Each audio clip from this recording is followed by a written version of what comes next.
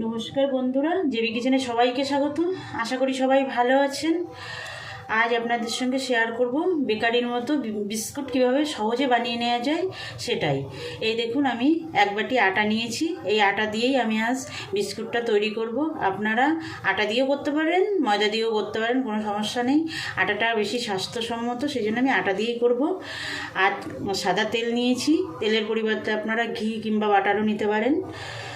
আর গুঁড়ো চিনি, একটু গুঁড়ো দুধ নিয়েছি, একটু চীনাবাদাম নিয়েছি, এটা ভাজা চীনাবাদাম, একটু বেকিং পাউডার, বেকিং সোডা, আর সামান্য একটু লবণ নিয়েছি, আর দুটো এলাচ।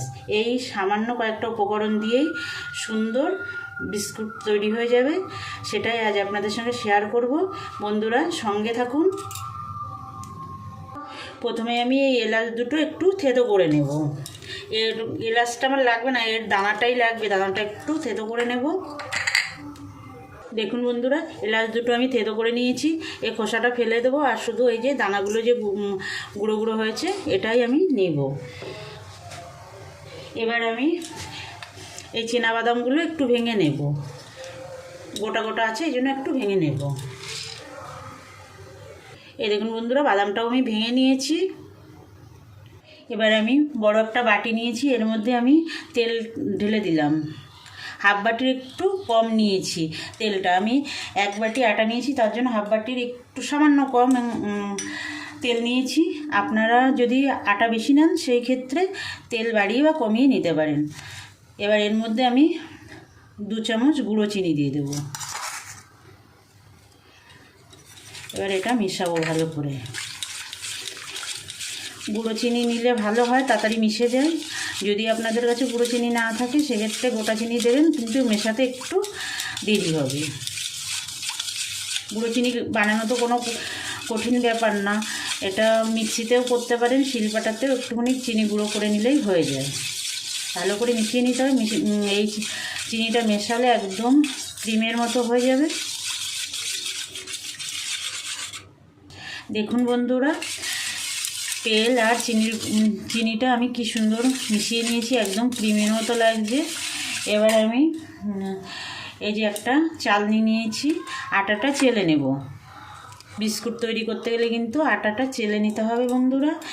এই এক বাটি আটা দিয়ে দিলাম। এর মধ্যেই দিয়ে দেব এই যে হাফ চামচেরও একটু কম এটা বেকিং পাউডার। একসঙ্গেই চেলে নেব সব কিছু। আর একটু বেকিং সোডা, বেকিং সোডা একদমই কম, 2 চিমটা মতো দিলাম। দিয়ে এবার চেলে নেব। দেখুন, এভাবে চেলে নিতে হবে। এটা যদি চেলে না নেওয়া হয়, অনেক সময় আটার ভিতরে অনেক দলা টলা থেকে যায়, সেটা থাকলে অসুবিধা হবে। সেই জন্য বন্ধুরা এটা কিন্তু চেলে নিতে হবে। দেখুন বন্ধুরা, পুরো আটাটা চেলে নিয়েছি। আর সামান্য একটু এখানে লবণ দিয়ে দেবো, একদম কম দেবো লবণটা। বিস্কুটে কিন্তু বেশি নোনতা হলে ভালো লাগে না। নোনতা বিস্কুট আলাদা, কিন্তু এই মিষ্টি বিস্কুটে মানে একটু বেশি লবণ হলে ভালো লাগে না। এবার মিশিয়ে নেব।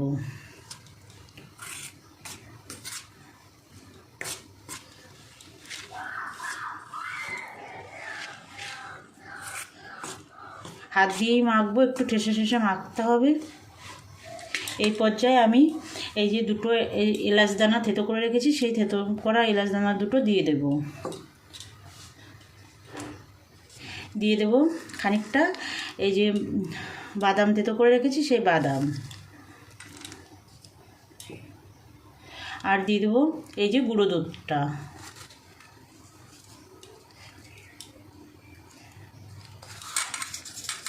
সব কিছু একসঙ্গে এবার ঠেসে ঠেসে মেখে নেব। হাত দিয়ে মাখতে হবে, চামচ দিয়ে হবে না বন্ধুরা।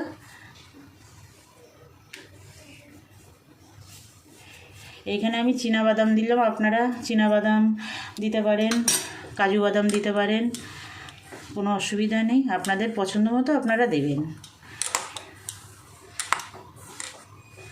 দেখুন কত সুন্দর মাখা হয়ে যাচ্ছে। এই আটাটা একটু শক্ত মাখতে হবে, খুব নরম করে মাখলে বিস্কুটটা অত ভালো মুচমুচে হবে না, সেই জন্য একটু শক্ত করে মাখতে হবে। দেখুন বন্ধুরা, আটাটা কিন্তু একটু বেশিই শক্ত আছে। এরকম যদি হয় তাহলে আর 1 চামচ মতো তেল নিয়ে অল্প অল্প করে দিয়ে দেখতে হবে যে কতটা লাগে। এ দেখুন অল্প করে একটু তেল দিলাম, আমি 1 চামচ পুরো দিইনি, একটু রেখে দিয়েছি, মেখে দেখব। আর যদি লাগে পরে দেব, না হলে আর দেব না। আপনারাও সেটা করবেন। যদি খুব শক্ত হয়ে যায় তখন আরেকটু সামান্য তেল দিয়ে দেবেন। আর যদি দেখেন নরম হয়ে গেছে তাহলে সামান্য একটু আটা দিয়ে দেবেন, কোনো সমস্যা নেই।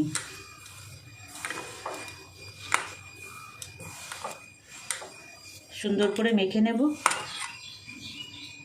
দেখুন বন্ধুরা, আমি ডোটা তৈরি করে নিয়েছি, এরকম শক্ত হয়েছে। আর দেখুন আমি পরে 1 চামচ তেল নিয়েছিলাম, কিন্তু পুরোটা আমার লাগেনি, একটু বেঁচে গেছে। এবার আমি বিস্কুটগুলো তৈরি করে নেব।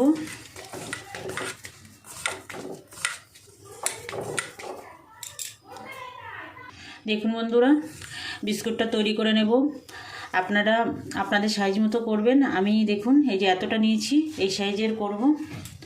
আমি একটু লম্বা টাইপের করব, একদম গোলও না, একদম চৌকোও না, মিডিয়াম সাইজের একটা বিস্কুট তৈরি করব। দেখুন বন্ধুরা, আপনাদের দেখিয়ে দিচ্ছি কতটা পুরু রাখতে হবে। এই দেখুন আমি এরকম পুরু রেখেছি। এই যে দেখুন, আমি এটা একটু বাদাম দিয়ে দেব। এই যে চীনাবাদাম আরও খানিকটা ছিল, সেটা এই বাদামটার উপরে এরকম একটু ঠেসে দেব, বাদামটা লেগে যাবে। খেতে দুর্দান্ত লাগবে তাহলে বন্ধুরা। এই দেখুন বাদাম বিস্কুট হয়ে যাবে।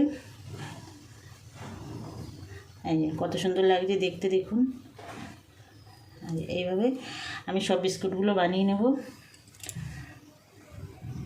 দেখুন বন্ধুরা, সব বিস্কুটগুলো আমি বানিয়ে নিয়েছি, দেখুন কত সুন্দর হয়েছে। এবার বিস্কুটগুলো আমি বেক করব, তার জন্য একটা থালা আমি রেডি করব। যে থালাতে বেক করব বিস্কুটগুলো, সেই থালাটা আমি রেডি করব। বন্ধুরা সঙ্গে থাকুন, আর ভিডিওটা না টেনে শেষ পর্যন্ত দেখুন। আমি যেভাবে বিস্কুটগুলো তৈরি করছি সেভাবে বাড়িতে তৈরি করুন, তাহলে স্বাস্থ্যসম্মতভাবে বাচ্চা বড় সবাই নির্দ্বিধায় খেতে পারবে। দেখুন বন্ধুরা, আমি এই থালাটায় বিস্কুটগুলো বেক করব, তার জন্য আমি A4 সাইজের একটা পেপার দিয়ে দিলাম। আপনাদের কাছে যদি বাটার পেপার থাকে তাহলে বাটার পেপার দেবেন, আমার কাছে এখন বাটার পেপার নেই, তার জন্য আমি A4 সাইজের কাগজ দিলাম। আর এটাও যদি না থাকে আপনারা খাতার সাদা কাগজ দিতে পারেন, কোনো রঙিন কাগজ দেবেন না। এই দেখুন 2 সাইড বেরিয়ে রয়েছে দেখে আমি আরও একটা কাগজ দিয়ে দিলাম, তাহলে চারিদিক দিয়ে থালাটা সুন্দরভাবে কভার হয়ে গেল, কাগজে কোথাও বেরিয়ে নেই। দেখুন সেই জন্য আমি 2টো পেপার দিলাম। আপনাদের যদি একটাতেই পুরো থালাটা হয়ে যায় তাহলে আর 2টো দেওয়ার দরকার নেই। এবার আমি এই পেপারের উপরে একটু সামান্য তেল ব্রাশ করে দেবো, সামান্য, একদম পুরো ভেজানোর দরকার নেই, সামান্য একটু দিলেই হবে, যাতে বিস্কুটের সঙ্গে কাগজটা লেগে না থাকে। আর বন্ধুরা আপনাদের কাছে আমার অনুরোধ, আমার ভিডিওটা না টেনে শেষ পর্যন্ত দেখবেন। আর আমি যেভাবে বিস্কুটটা তৈরি করছি আপনারা বাড়িতে করবেন। আর যে সকল বন্ধুরা এখনও পর্যন্ত আমার চ্যানেলটা সাবস্ক্রাইব করেননি, আপনাদের কাছে অনুরোধ আমার চ্যানেলটা সাবস্ক্রাইব করে আমার সঙ্গে থাকবেন বরাবরের জন্য। লাইক কমেন্ট করবেন, বন্ধুদের কাছে শেয়ার করবেন। আর যে সকল বন্ধুরা আমার সঙ্গে আছেন, আমার পুরনো বন্ধুরা, তাদেরকে অসংখ্য ধন্যবাদ। আমার সঙ্গে থাকবেন বরাবরের জন্য, আমার ভিডিওগুলো দেখবেন, লাইক কমেন্ট করবেন, বন্ধুদের কাছে শেয়ার করবেন। এবার আমি বিস্কুটগুলো সাজিয়ে দেব। বিস্কুটগুলো খুব নরম, তার জন্য আস্তে আস্তে করে ধরতে হবে। দেখুন বন্ধুরা এইভাবে, আর একটু ফাঁকা ফাঁকা করে রাখতে হবে, সামান্য একটু ফাঁকা করে রাখতে হবে, যে একটার সঙ্গে একটা লেগে না যায়।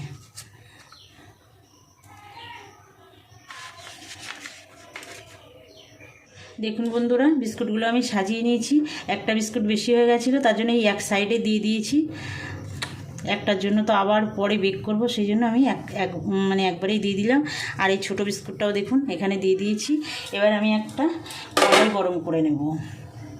দেখুন বন্ধুরা, একটা কড়াই বসিয়ে দিয়েছি গ্যাসে, হাই ফ্লেমে। 5 মিনিট আমি ফ্রি হিট করে নেব কড়াইটা। এই যে ঢাকা দিয়ে রাখলাম। দেখুন বন্ধুরা, আমি কড়াইটা ফ্রি হিট করে নিলাম। এবার আমি একটা স্ট্যান্ড দিয়ে দেবো, দিয়ে এবার আমি বিস্কুটের থালাটা বসিয়ে দেবো বন্ধুরা। সাবধানে দিতে হবে, কড়াইটা কিন্তু খুবই গরম।